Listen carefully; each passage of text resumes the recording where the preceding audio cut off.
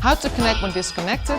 A title, it's a little bit thought-provoking, and it's because we often find ourselves disconnected. Sometimes it's how it feels. This is a picture of me climbing. I'm not very good, but I often compare teaching to climbing.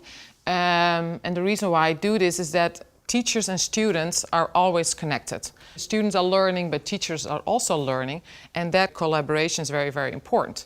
So when I'm climbing or teaching, I compare myself as a teacher to the belayer, the person who stands on the ground and gives out the rope.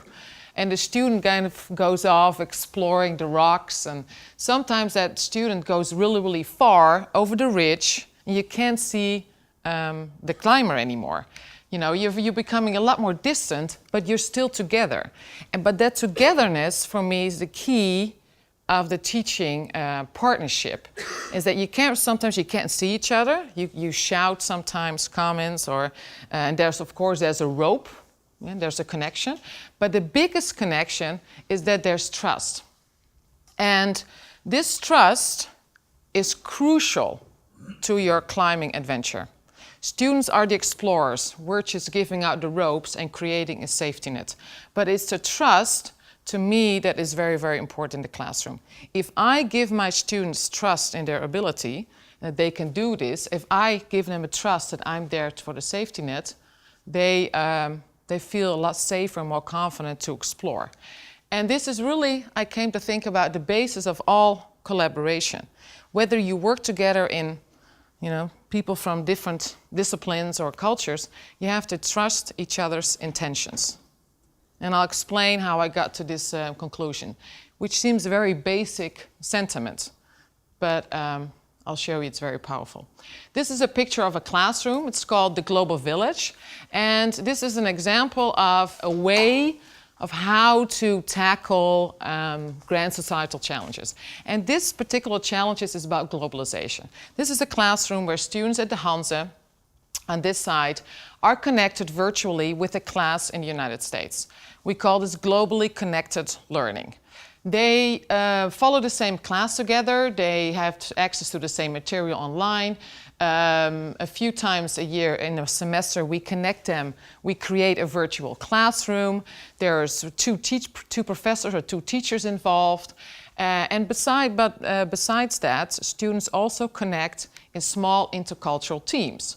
So not just only do they see each other in a bigger classroom, they also work in small intercultural teams to create products by not ever seeing or meeting each other, just working online. This is very interactive and very interdependent and very, very interconnected. So what do students do, for example? They create products in the two communities, and this is in Groningen and in Arlington. Both teams in two communities had to take photos of globalization, the evidence of globalization in their local communities. And the students in Arlington came up with this photo saying that, okay, this is evidence of globalization. We're using a lot more bicycles. The buses are green. We're obviously really concerned with sustainability. Look how wonderful our bicycles are. There are so many. And then the students of the Hanze sent this one, obviously a lot more bicycles. And when they were comparing the two, we asked them, okay, so the use of bicycles, the view on how we approach, how we frame being sustainable, what is the global connection between these two phenomena? Is this on the left side in the United States like an idea, kind of an image of globalization, kind of an image of being sustainable? But we in the Netherlands have been riding our bikes for a very, very long time. Do we even think about the environment? It's just our main way of transportation. So here comes an historical context into play. So students from both sides had to look for global connections in their local communities. But how do we ensure that these students stay connected? Through two very basic tools, which is trust each other's intentions, and the other one is empathy. And trust and empathy seem very vague concepts. Like, how do you teach students trust and empathy? Well, there are actually really hands-on tools to do that. And by teaching this kind of learning, and this is an example of the United States, but we also do this with students from Ghana, from Finland. So we create online communities for students who cannot travel but still want to learn from each other's perspective. The first strategy, just to make sure that students are connected, is that before we connect them online, we really try to connect them on an individual level, not based on their cultural identities. Because we believed, after a while, if we focus in the beginning on how different we are, students tend to develop a really an us-them thinking dynamic. So we try to connect them, what makes you unique as an individual, and how do you connect with that other person? So really working on team spirit. Second one was practice what you preach. Now this is really important, I think, as a teacher. If I want my students to become critical thinkers or asking the question that I just asked, I need to ask those questions myself as well. I have to practice what I preach. If I want students to be really curious or have self-reflection, I should be able to do that too. If I want them to have the confidence to fail, I should not be afraid either. So for me, it's really important to model, to practice what you preach. And we do this, for example, in my global classrooms, is that often technology fails and we get disconnected, or often, but it happens sometimes. And then very often students are shocked, like, oh no, the screen is black, we lost them. But me and my partner, we know exactly what we're going to do. Not only through planning, but also because we have a really strong bond of trust. I know that the way she will teach, the same way that I will continue teaching my students. So we model that trust and we say, no, we didn't lose them. We're still doing the same thing. And for students to see that is very important. The other strategy, when they disconnect or when they're not learning or when they're not communicating, never ever panic. When they fail, embrace it as a teachable moment.